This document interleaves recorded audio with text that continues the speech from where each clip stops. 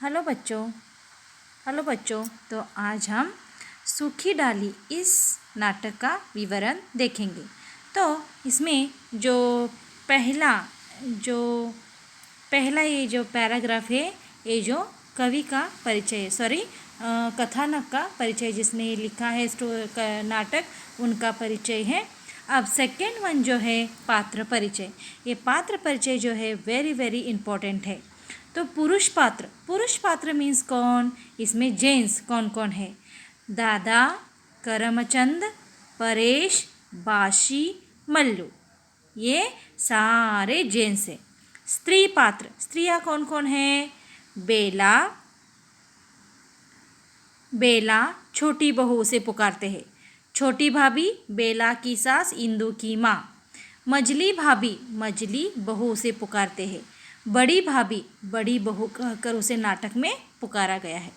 और एक है पारो और दूसरी है रजवा।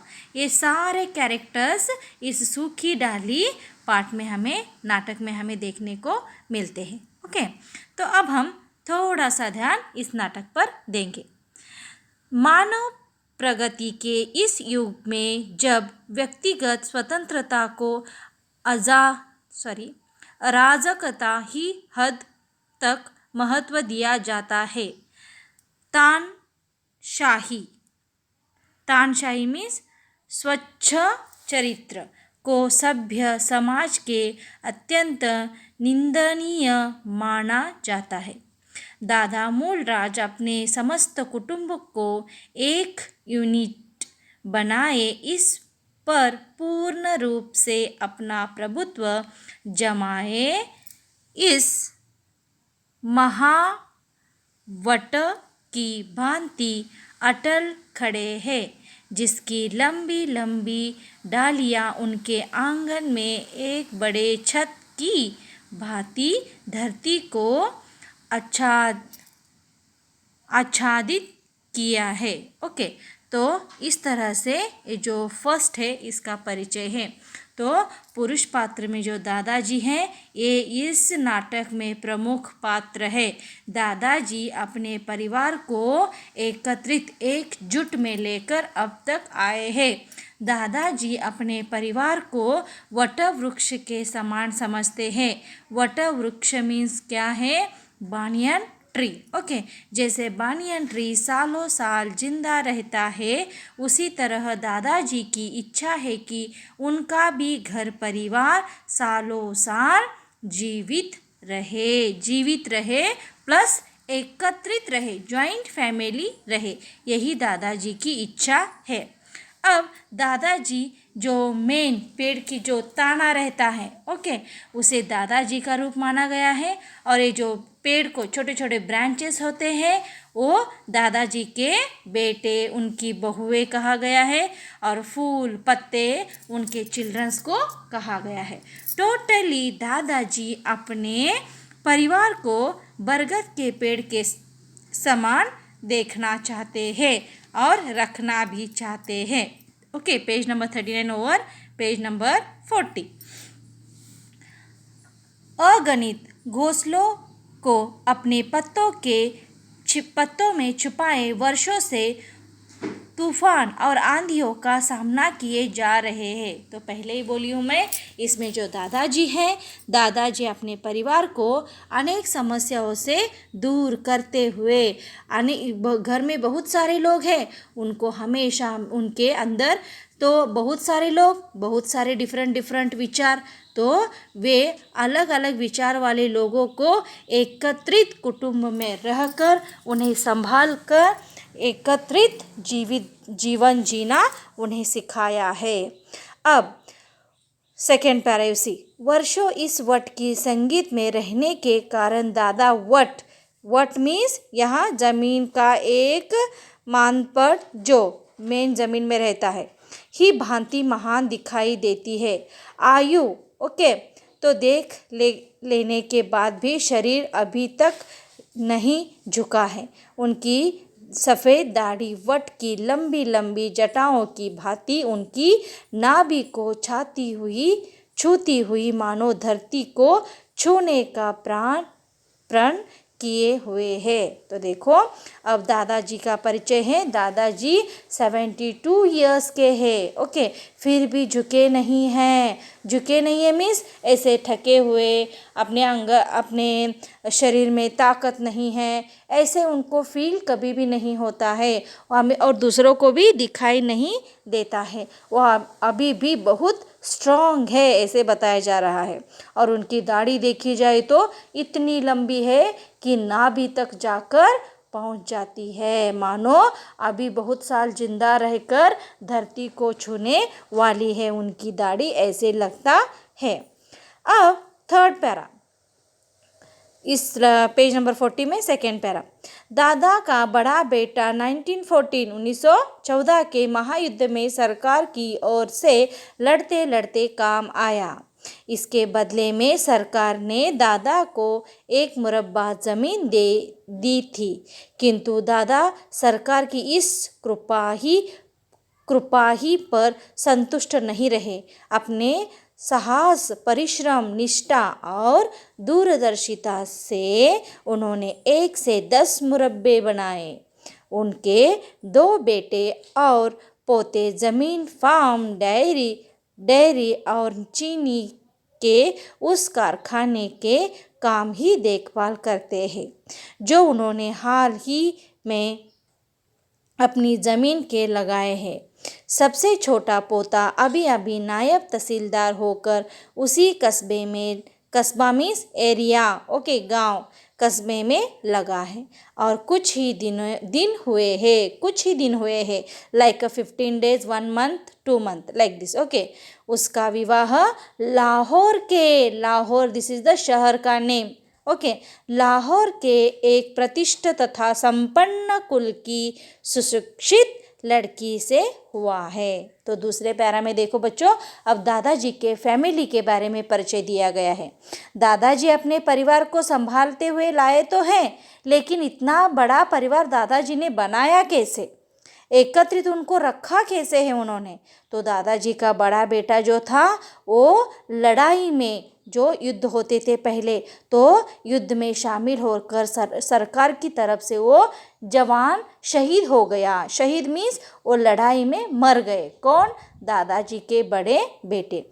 अब दादाजी का बड़ा बेटा मर गया है, ये सुनकर सरकार ने उन्हें सहायता, बेटा मरा है तो दादा को कुछ तो सहायता करनी चाहिए, यह सोचकर उन्होंने सहाय समझकर उन्होंने एक मुरब्बा जमीन उनको, एक मुरब्बा मीन्स 1 एकड़ बोलते हो ना, एकड़, ओके, उतना उन्होंने दे दिया।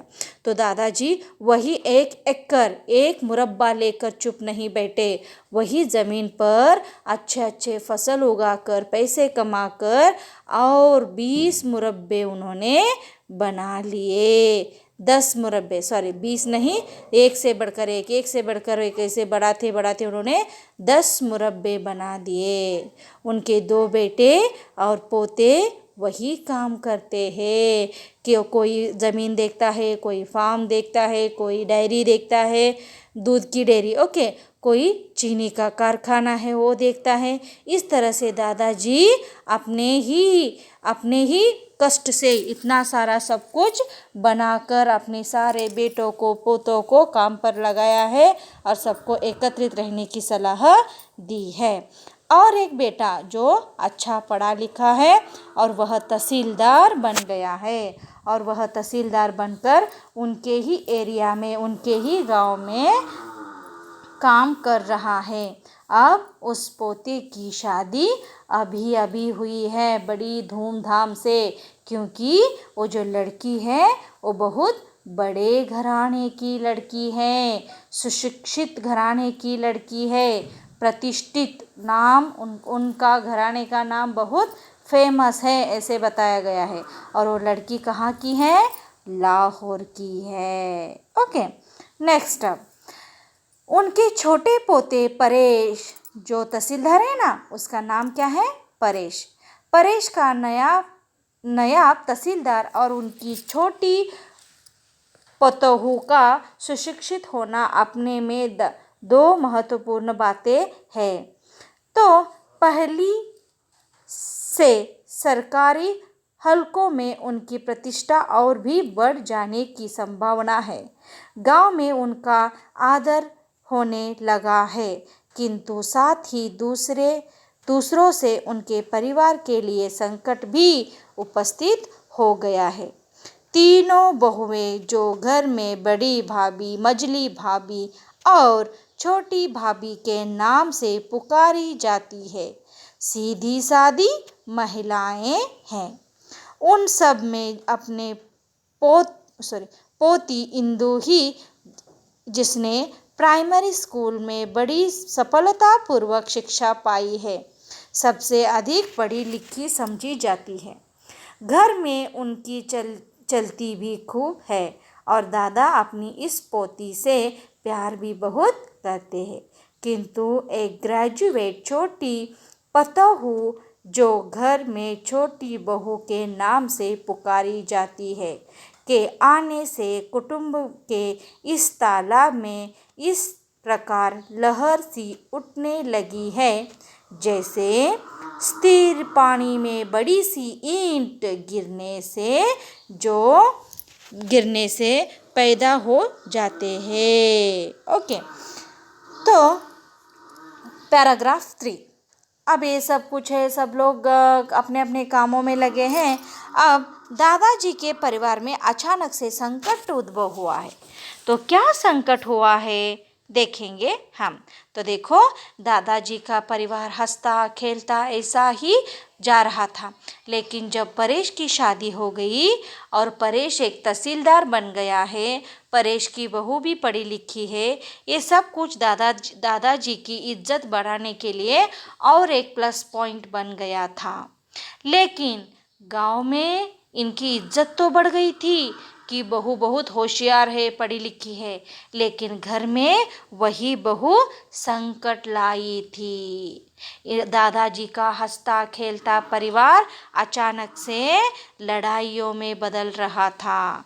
तो किस तरह से देखो, तो यहाँ घर में जो सारी औरतें थी वो ज़्यादा पढ़ी लिखी नहीं थी। जो इंदु थी वो दादाजी की पोती परेश की बहन, वो प्राइमरी की शिक्षा प्राप्त की थी, वही उनके घर में ज़्यादा पढ़ी लिखी लड़की थी और सब लोग उसी का घर में कहना मानते थे। अब अचानक से ग्रेजुएट उच्च शिक्षा पाई हुई बहू घर में आने से उनका मेल जोल क्या हो रहा है, बिगड़ जा रहा है। तो इनके अंदर मिसअंडरस्टैंडिंग हो रहे हैं। कोई एक दूसरे के कहने पर क्या हो रहा है, इरादा, उनका सबका इरादा अलग हो रहा है, कहना उनका क्या हो रहा है, डिफरेंट, अलग अलग सा हो रहा है। ये घर में जितनी भी सारी बहुएं थे, ये इनका मत एक होता है और ये जो पढ़ी लिखी बहू है इनका मत अलग हो रहा था। इसीलिए ये छोटी बहू घर में आने से ऐसा फील हो रहा था कि जो भरे तालाब में, अब देखो आपके घर के पास कोई थोड़ा सा पानी रहा होता है, आप उसमें छोटा सा पत्थर डालो, कैसे लहरें उठती है, झट झट झट झट झट, जैसे वन बाय वन लहरें ऐसे पानी हिलने लगता है ना। तो उसी तरह एक शांत से परिवार में छोटी बहू आने से कोलाहल, झगड़े, रुस्वे ऐसे शुरू हो रहे हैं। तो क्यों हो रहे हैं, किसकी वजह से हो रहे हैं, हम नेक्स्ट क्लास में देखेंगे। Okay, bye, have a nice day.